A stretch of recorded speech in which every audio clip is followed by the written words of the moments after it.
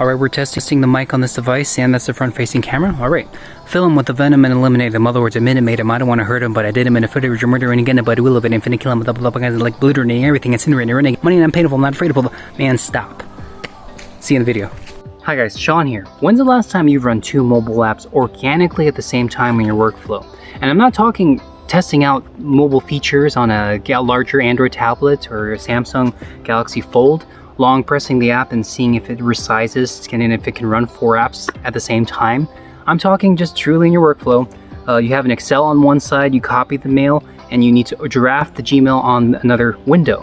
Well, the first time this has actually happened with me is with the Surface Duo, and it shows an understanding that mobile productivity can also benefit from having dual screens. So let's go into this and let's highlight things that everyone got wrong and some things that everyone got right about this device, and why ultimately this is an amazing phone for those who are on the productive spectrum and really want to have their use cases here day in and day out in video conferencing and everything Zoom related or Teams, and why this is the phone that I'll be using.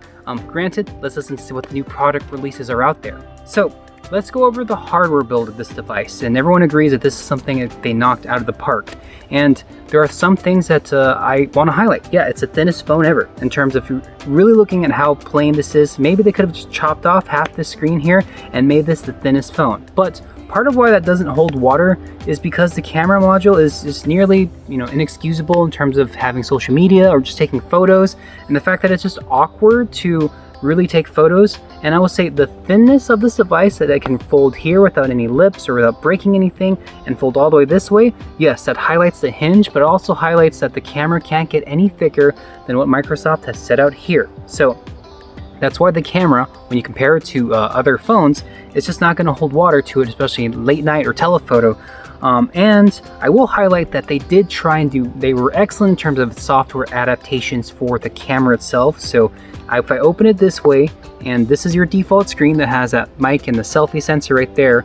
If I open the camera right here, it's going to be just the flip, right? And I need to have the camera on this side, so you just have to trust the software. Here's a great tip. You just flip the phone like a pancake, and it just by default flips, and now it's where it's back to me. See? So the camera's not here at all, but if I flip it again, it kind of knows to flip the camera with it just when you're flipping like this, and I would say it works about 80% of the time. So it's just a weird learning curve that you have to learn, but trust that the software team behind this, in terms of the keyboard, Swift key, making apps, switching apps, and even the camera functionality to get past the fact that there's only one camera on here, they really put in their work. Okay, so the hardware is great, the glass back makes it have great grip, and the fact that they understood that you're going to use this device in multiple areas. So let's just talk about how they understood hardware and use cases in the mobile world. Screen size really matters for any device when you're computing in general, whether it be desktop or mobile. You have the Surface Studio size, that's for like the canvas area for artists who can kind of lean on those. The Surface Book for kind of your power users like you or myself, where we need it for work, but also maybe some gaming power for leisure as well. Or the Surface Pro line, where you can use that for students and kind of thinner and on the go, where you still need to have the 10 finger for typing, for your essays or anything like that, get more productive. The Surface Go is right at the cusp where Windows won't be the choke point of something productive, where it still has LTE. It's as small as it can get, compact as it can get, where you can still have that set up for like really having those power sessions for your mails. Once you get to mobile though, they threw Windows out the window and they just used Android on here, because you can make phone calls and texts and check your Instagram and the plethora of apps that is Android. So they made the right call to run it on here, and I would say the fact that they're embracing a mobile first ecosystem, it really is a just tally in Microsoft's corner for embracing this open ecosystem and really working with their partners to optimize apps. So let's talk about that multi-use, multi-screen anecdote that I had in the beginning of this video. They've done really great work to make sure that you can organically run 2 apps at the same time. So for example, I need Gmail right here. I need to just swipe that on this side, and then I can make a phone call to say, hey, do you really want me to draft this up? Or running Excel, or if I'm having YouTube on one side and looking up who the actor is on the other. There are multiple times, and this is the first time on a mobile device where I've really needed to run 2 apps at the same time, where I'm reading Yahoo at the same time and drafting it over here and just looking up things on Reddit. And I wanted to highlight the fact that the fact that they did the multi-window setup perfectly well. I would say that some apps will scale and give you this tablet version, which is a bonus. So I want to highlight the use here where some people have got it wrong. Some people try and use this phone and they try and use both apps, both screens at the same time, and really try and just look at like, okay, I have both screens. I need to use this to make sure that I get the most bang for my buck. Well, you need to use this phone first and foremost in this, what I call the default mode right here. Just one singular screen. This is the phone mode, and that's where marketing is kind of shortcoming on their communication on this device. It confuses me.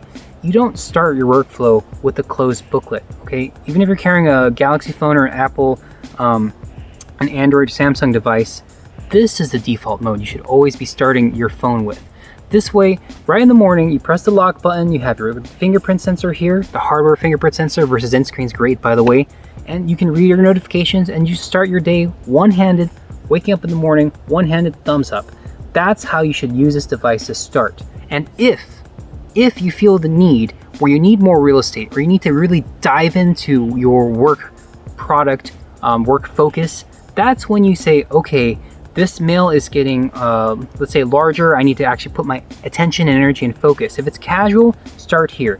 And if you really have that, use case, you have the screen right next to it where you can just go ahead and have this additional real estate to open up another app, or go full immersive tablet mode like this.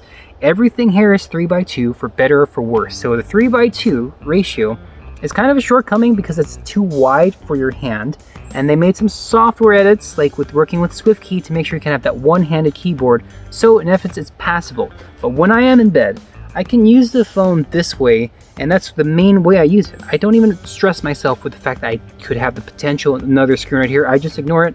And I go, okay, I'm resting my day, I'm going through, and I'm just using my phone. Don't drop your phone on your face or anything like that, but that makes the learning curve for this device so much easier. Now, it's the potential that you have, okay?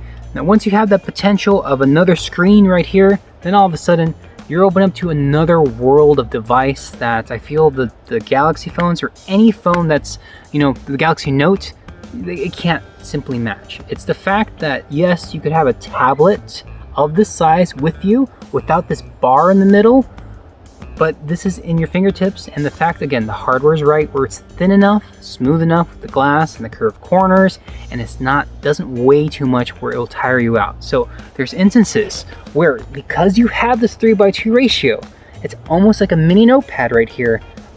I'm guilty of this.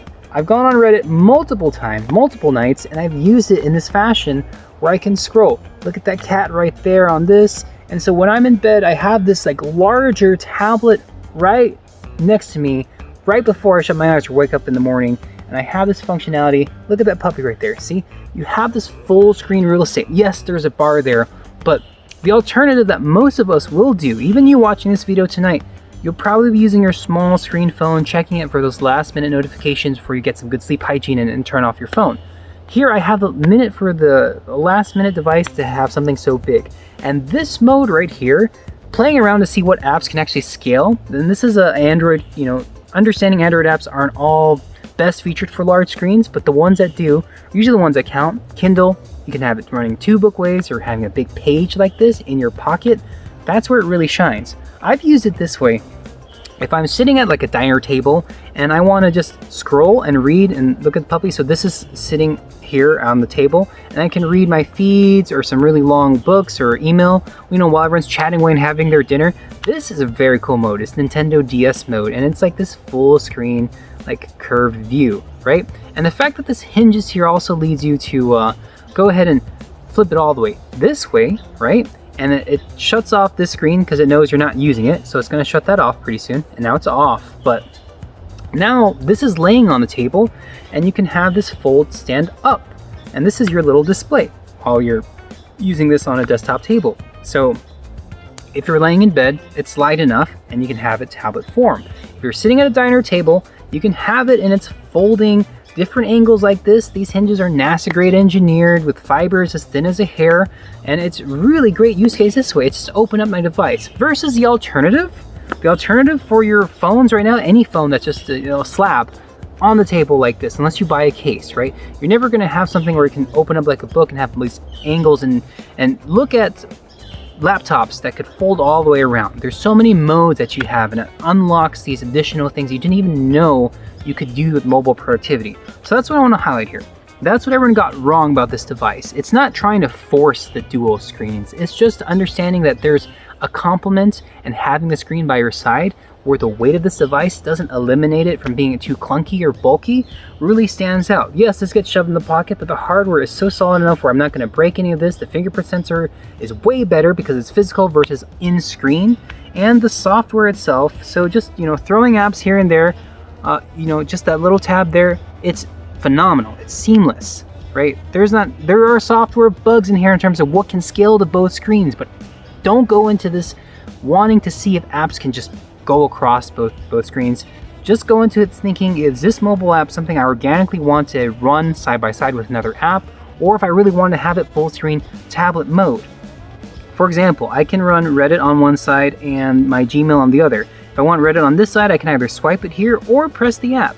There are even instances on YouTube where I had YouTube on the top screen here, and not that picture-in-picture type of view, but YouTube full screen on the top, and then just browsing on the bottom. So yes, productivity, they normally have reserved for one side or the other side, but I find myself using one app on top here in landscape mode and one app on the bottom here. You're going to have some formatting stuff, but that's just an Android thing. It's not a Microsoft software thing. This is just another hardware to really showcase these form factors. So in summary, the battery life is great. It's very, the hardware is very premium for this device. And the way, at least in the States, to kind of understand the pricing of this device is $1,400. It's $30 a month. You can get it financed if you have AT&T, and that helps understand that this is kind of that last area of mobile computing for productivity. You will make sacrifices for the camera and the photos, and I've taken a couple photos here that you guys can see and really make those comparisons. When I really need to take a photo or something like that, yes, this is passable enough. Let's test out, I want to put in some of the audio, the conferencing, Zoom, that's our world now, right? So let's do a little test right here, and let's go ahead and test this mic. I'm going to switch to what the audio recording is on this, all right? So let's test this mic out. Ready? 3, 2, 1.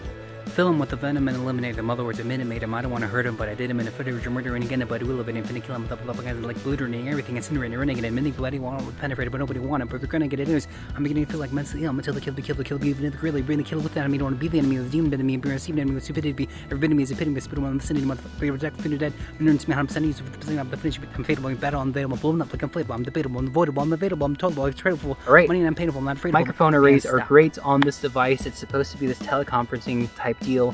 Make those sacrifices for the camera so that you can have an extra screen with you all the time. All right, so that's my review for the Surface Duo. This is a great, phenomenal device. I really hope you have a chance to understand what true multi-window mobile productivity setup organically, and not trying to put 4 apps at the same time, something that you really won't use in the real world. Well, this I've used multiple times in the real world for 2 apps I need to run at the same time, and I've used that full immersive tablet mode in bed when I wake up one-handed. Need to get more into the productivity device using the full keyboard, or the fun I could have with the Nintendo DS mode and having the keyboard here on the bottom, which it does optimize for a bunch of apps. They covered everything. Welcome back to the free Microsoft phone, and I can't wait to see what the future software iterations and the future hardware iterations out there. Surface team, thank you so much for your work here, and I really hope everyone who is watching this gets a chance to enjoy this device. Thank you so much for watching, and we'll see you in the next video. Thanks, guys.